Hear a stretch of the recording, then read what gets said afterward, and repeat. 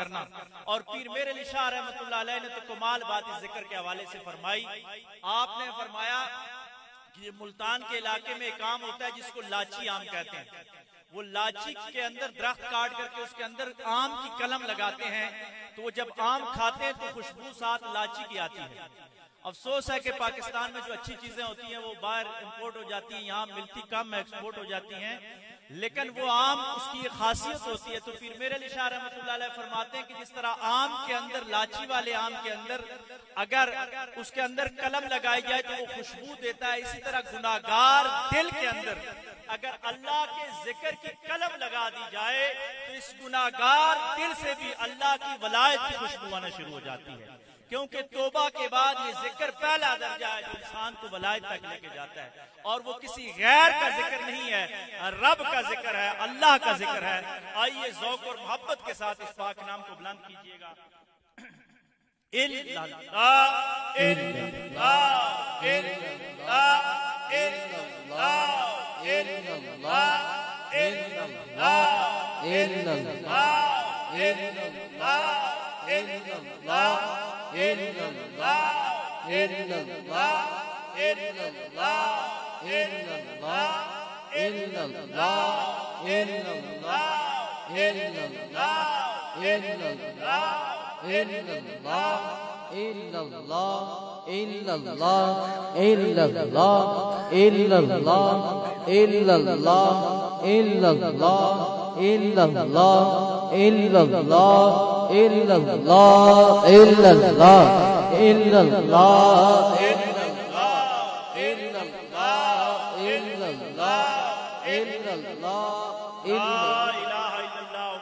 رسول اللہ صلی اللہ علیہ وآلہ وسلم.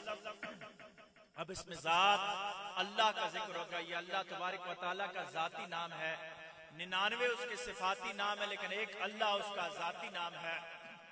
حدیث میں آتا ہے کہ اگر انسان صدق کے دل سے ایک مرتبہ اللہ کہتا ہے تو 70 مرتبہ جواب میں ملائکہ ارشاد فرماتے ہیں کہ بندے مانگ تجھے کیا چاہیے. تو آئیے ذوق اور محبت کے ساتھ اپنے رب کے نام کو پکارتے ہیں. یہ وہ نام ہے کہ اس کو اگر بلال نے بلند کیا, وہ ابشا کا غلام تر غلام تھا, لیکن اس کو اللہ نے اس نام کی برکت سے یہ اعزاز عطا کیا کہ حضور علیہ السلام نے فتح مکہ کے وقت اس کو کعبے کی چھت پہ کھڑا کر دیا. اور دوسری طرف حضور علیہ السلام کا سکا چاچا ابو لہب, جس کا یہ گال اتنے سرخ تھے کہ عرب میں اس کی سرخی مشہور تھی, لیکن اس نے اس نام کے ساتھ مخالفت کی تو اللہ تبارک و تعالیٰ نے قیامت تک کے لیے اس کو نشان عبرت بنا دیا. تاریخ میں اسی نام کے ساتھ تعلق رکھنے والے ہی کامیاب ہوئے ہیں. تو آئیے ذوق اور محبت کے ساتھ اس پاک نام کو بلند کرتے ہیں. اللہ اللہ اللہ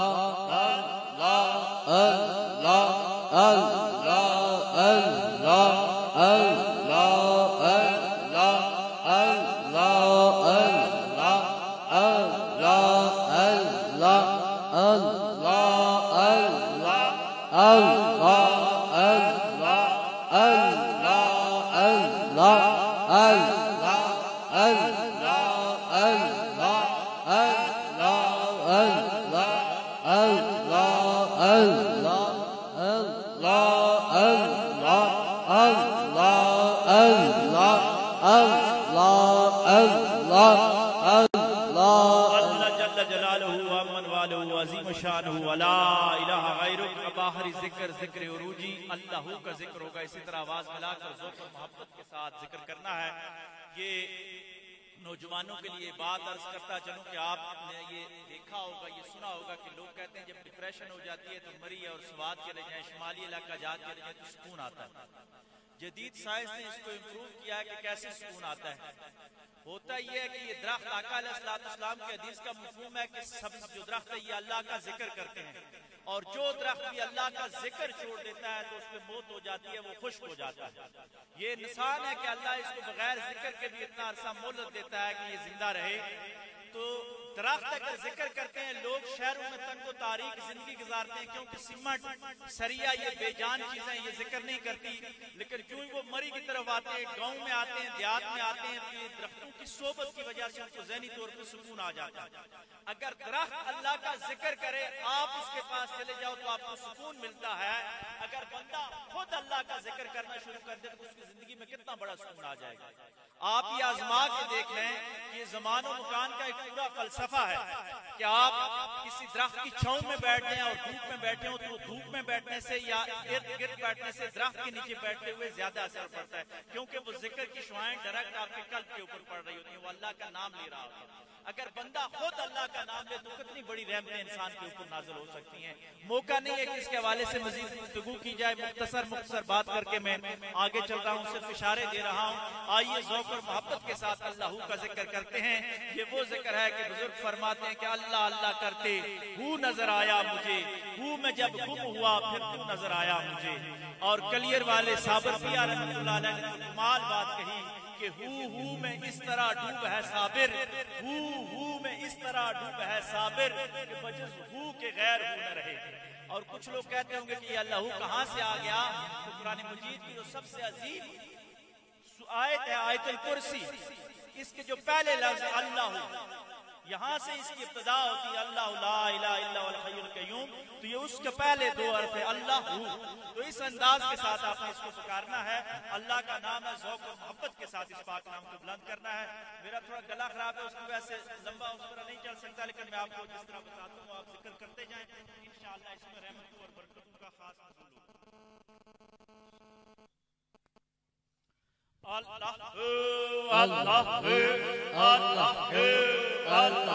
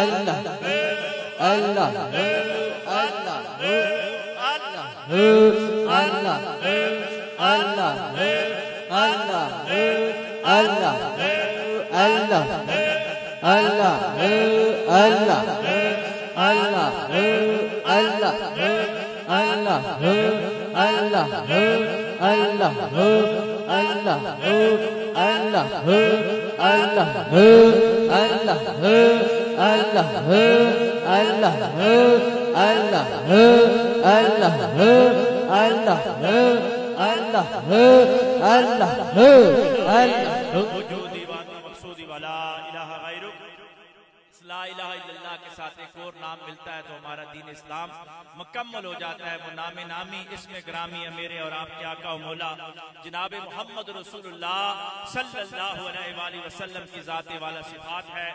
اور اس لا الہ الا اللہ کو اگر محمد رسول اللہ کے بغیر پڑھا جائے تو انسان 100 سال پڑھتا رہے وہ مسلمان نہیں ہوگا، لیکن فقط یہ نام لگ جاتا ہے جب محمد رسول اللہ دل اور زبان کے ساتھ ملا کے اس کو پڑھا جائے تو انسان 100 سال کا بھی کافر ہو، ایک لمحہ پڑھتے ہوئے اس کے سارے گناہ معاف ہو جاتے ہیں۔ بڑی خوبصورت بات مفتی احمد نعیمی رحمۃ اللہ علیہ نے کہی، ان سے کسی نے پوچھا کہ کیا محمد علیہ السلام کی ذات کسی کو فائدہ دے سکتی ہے، تو آپ نے فرمایا ارے ذات تو بڑی چیز ہے، ہمارا یہ عقیدہ ہے کہ محمد علیہ السلام کا نام بھی بڑا فائدہ دیتا ہے۔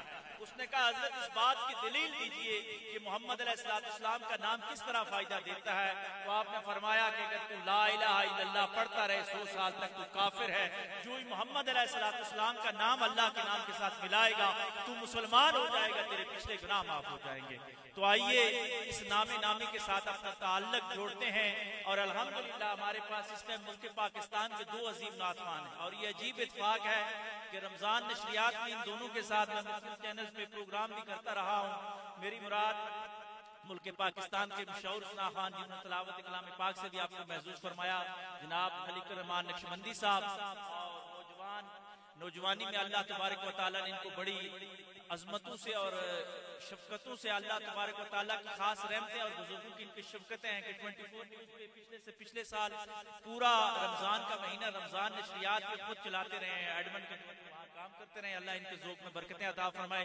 یہ انشاءاللہ اپنی اپنی باری پہ خوبصورت انداز کے ساتھ نعتیں سنائیں گے۔ تو میں سلسلہ نعت خوانی کو شروع کرتے ہوئے جناب سارے نوید صاحب سے گزارش کروں گا کہ وہ آئیں اور بارگاہ خیر الانام میں اپنے خوبصورت انداز کے ساتھ ہدیہ عقیدت پیش فرمائیں۔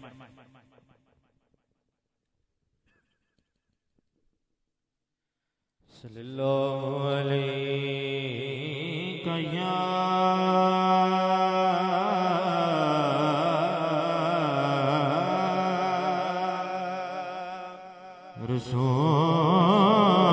رسول اللہ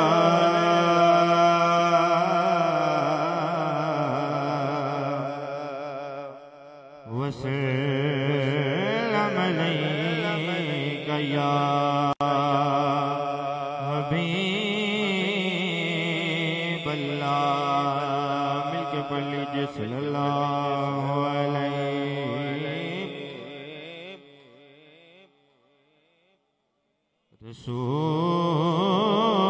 رسول اللہ وسلم علیک یا